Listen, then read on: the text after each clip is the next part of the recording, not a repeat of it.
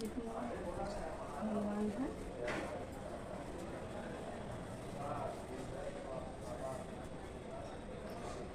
इसको पानी से कपड़ा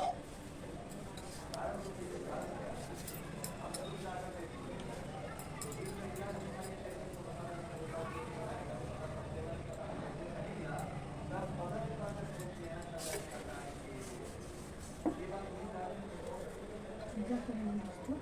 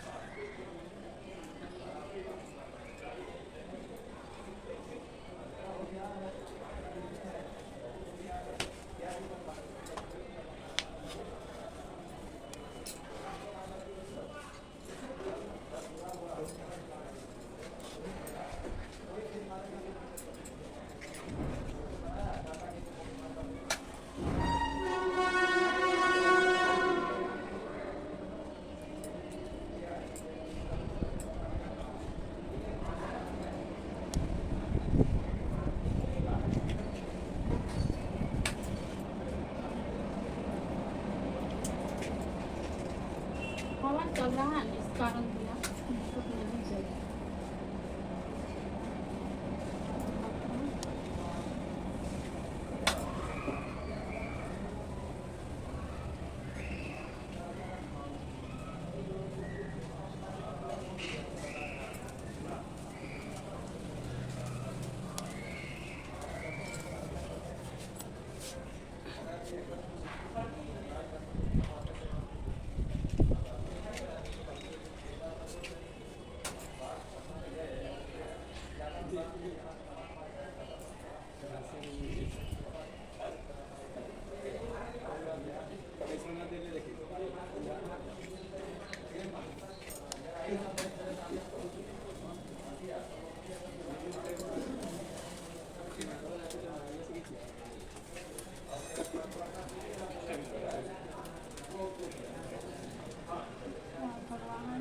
नहीं चल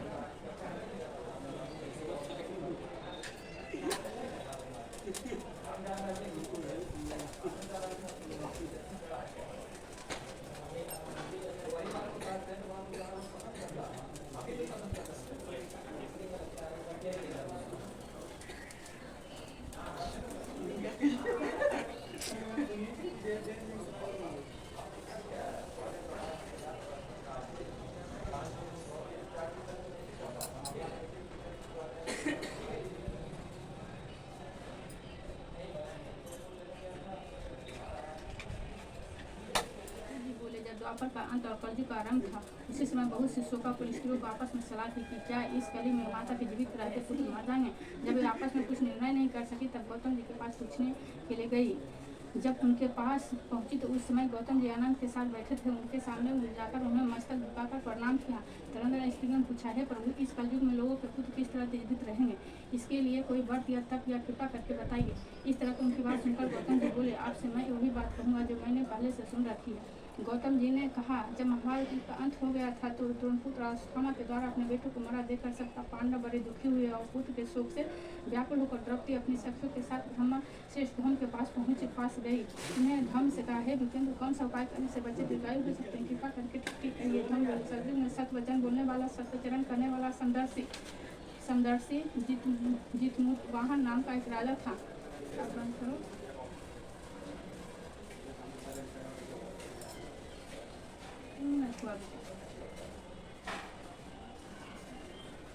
एक बार वह अपनी स्त्री के साथ अपने ससुराल गया और वहीं रहने लगा। एक दिन आधी रात के समय पुत्र के शोक से व्याकुल होकर स्त्री रोने लगी, क्योंकि वह अपने बेटे के दर्शन से निराश हो चुकी थी। उसका पुत्र मर चुका था। वह रोती हुई कहती है कि हाय मुझ बूढ़ी माता के सामने मेरा बेटा मरा जा रहा। उस दुर्गम सुनकर राजा जितमोहन का तो मानो हृदय विदीर्ण हुआ और तत्काल उस स्त्री के पास गया। उसने पूछा, तुम्हारा बेटा कैसे मरा? बूढ़ी ने कहा, गरुड़ प्रतिदिन आकर गांव के लड़कों को खा जाता था। इस पर दयालु राजा ने कहा, माता अब तुम रो मत, आनंद से बैठो, मैं तुम्हारे बच्चों को बचाने के लिए यत्न करता हूँ। ऐसा कहकर राजा उस स्थान पर गया जहाँ गरुड़ आकर प्रतिदिन मांस खाया करता था। उसी समय गरुड़ भी उस पर छूट पड़ा और राजा के शरीर पर मांस खाने लगा। जब अतिशय तेजस्वी गरुड़ के राजा का बायां अंग खा लिया तो झटपट राजा ने अपना दाहिना अंग फेंक कर गरुड़ के सामने कर दिया। यह देखकर गरुड़ जी ने कहा, देवनियों में तुम कौन हो? तुम मनुष्य तो नहीं जान पाते। अच्छा, अपना जन्म और व्याकुल कुल बताओ। पीड़ा से व्याकुल मन वाले हे पक्षीराज, इस तरह के प्रश्न करना व्यर्थ है। तुम अपनी इच्छा पर मेरा मांस खाओ। यह सुनकर गरुड़ रुक गया और बड़े आदर से राजा के जन्म और कुल की बात पूछने। राजा ने कहा, मेरी माता का नाम है सज्ञा और मेरे पिता का नाम है शालिवाहन है। सूर्यवंश में मेरा जन्म हुआ और जितमोहन वाहन मेरा नाम है। राजा की जालसा देकर गरुड़ ने कहा, हे भाग, तुम्हारे मन में जो विलासा हुआ वर मांगो। राजा ने कहा, हे पक्षीराज, यदि आप मुझे वर दे रहे हैं तो वर दीजिए कि आप तक जिन प्राणियों को खाया वैसे जीवित हो जाए। हे स्वामी, अब से आप यहाँ बालकों को ना खा, कोई ऐसा उपाय करें कि जहाँ कीट उत्पन्न हो वे लोग बहुत दिन तक जीवित रहे। धम्म ने कहा, पक्षीराज गरुड़ राजा को वरदान देकर स्वयं अमृत के लिए नागलोक चले। वहाँ से अमृत लाकर उन्होंने उन मरे मनुष्यों को हड्डियों को बरसाया। ऐसा करने से सब लोग जीवित हो गए जिनको पहले गरुड़ खाया था। राजन के त्याग से गरुड़ की कृपा से वहाँ वाले बालों को बहुत कष्ट दूर हो गया। उस समय राजा के शरीर में शोभा दूनी हो गई थी। राजा की दयालुता देखकर गरुड़ ने फिर कहा, मैं संसार के कल्याण के एक और वरदान दूंगा। आज हसन कृष्ण सप्तमी के सही शुभ 8वीं तिथि। आज तो तुमने यहाँ की प्रजा को जीवन दान दिया है। हे बस, आपसे यह दिन ब्रह्म भाव हो गया। जो मूर्ति वेद से विभिन्न नामों से विख्यात है वही त्रिलोक में पूजित दुर्गा अमृत प्राप्त होने से अर्थ में जीवित पुत्रिका कहलाई है। सो स्थिति की जो स्त्रियाँ जीवित पुत्रिका की है और कुश की आकृति बनाकर तुम्हारी पूजा करेगी, दिनों दिन उसका स्वभाव बढ़ेगा और वंश की भी बढ़ती होती रहेगी। हे महाभाग, इस विषय में विचार करने की आवश्यकता नहीं है। हे राजा, सप्तमी से रहित और उदय तिथि 8वीं का व्रत करे, यानी सप्तमी अष्टमी जिस दिन हो उस दिन व्रत न कर शुद्ध 8वीं को व्रत करे और 9वीं को पारण करे। यदि इस पर ध्यान दिया गया तो फल नष्ट हो ही जाएगा और सौभाग्य तो बस नष्ट हो जाएगा। जितमोहन को इस तरह से वरदान देकर गरुड़ बैकुंठ धाम को चले गए और राजा को अपनी पत्नी के साथ अपने नगर को वापस चले आए। धम द्रौपदी से कहते हैं, हे देवी, मैंने यह अतिशय दुर्लभ व्रत तुमको बताया है। इस व्रत को करने से बच्चे दीर्घायु होते हैं। हे देवी, तुम भी पूर्वोक्त विधि से यह व्रत और दुर्गा जी का पूजन करो तो तुम्हें अभिलाषित फल प्राप्त होगा। मुनिराज धम को बात सुनकर द्रौपदी हृदय से एक प्रकार का कौतूहल उत्पन्न हुआ। पूर्वासनी स्त्रियों को बुला उसे साथ उत्तम व्रत किया। गौतम ने कहा कि यह व्रत इसके प्रभाव से किसी एक चिन्ह ने सुन लिया था तो उसे किसी आर्यन को बतलाया। इसके बाद पीपल वृक्ष पर शाखा पर बैठकर चिन्ह ने उस वृक्ष से खोते में बैठकर सियारन ने भी व्रत किया। फिर वही चिन्ह उसी को उत्तम ब्राह्मण के मुँह से कथा सुनाया और पीपल के खोते में बैठी हुई अपनी सखी को सुना। सियारन ने आधी कथा सुनी थी कि उसे भूख लग गया और उसी समय शौक से भरे शमशान पहुंची। वहाँ इच्छा भर मांस का भोजन किया। चिन्ह ने बिना कुछ खाए पिए रह गई और सवेरा हो गया। सवेरा वो गौशाला में गए, वहाँ गौ का दूध पिया और इस तरह से 9वीं को उन्हें पारण किया। कुछ दिनों बाद वे दोनों मर गए। अयोध्या में किसी धनी व्यापारी के घर जन्म संयोग से उन दोनों को एक जन्म भी एक ही घर में हुआ, जिससे सियारन ज्येष्ठ और चिन्ह छोटे। वे दोनों सभी शुभ लक्षणों से युक्त थी। इस बड़ी लड़की के काशी राज के और छोटी उसकी मंत्री के साथ पर अग्नि के सामने विधिपूर्वक ब्याही गई। पूर्ण जन्म में करफल से वह नई रानी हुई। जिस किसी की संतान को उत्पन्न करते वह मर जाती थी। पूर्ण जन्म की बातों से रक्षण करने वाली मंत्री पत्नी के आदि अष्ट सौ को सदृश तेजस्वी 8 बेटे उत्पन्न किए, सभी जीवित रह गए। अपनी बहन के पुत्रों को जीवित देकर ईसा वर्ष राजपत्नी ने अपने स्वामी से कहा कि तुम मुझे जीवित रखना चाहते हो तो इस मंत्री के सभी पुत्रों को उसी जगह भेज दो जहाँ मेरे बेटे गए, इन्हें मार डालो। यह सुनकर राजा ने उस मंत्री के पुत्रों को मारने के लिए कई प्रकार के उद्योग किए, पर मंत्री पत्नी के जीवित पुत्रिका के पुण्य फल से बचा लिया। एक दिन राजा ने अपने आदमियों को उन पुत्रों को सिर कटवाकर पिटारी में रखा और वो पिटारी उनकी माता मंत्री पत्नी के पास भेज देखें तो 8 के सिर बेशकीमती जवाहरात हो गए और भले चंगे हुए 8 लड़के अपनी माता के पास चले गए। उनको जीवित देखकर राजपत्नी को बड़ा विस्मय हुआ। हुआ मंत्री की पत्नी पास आई और उसने पूछा, बहन तुम कौन सी ऐसा पुण्य किया जिससे बार बार मारे जाने पर भी तुम्हारे बेटे नहीं मरते?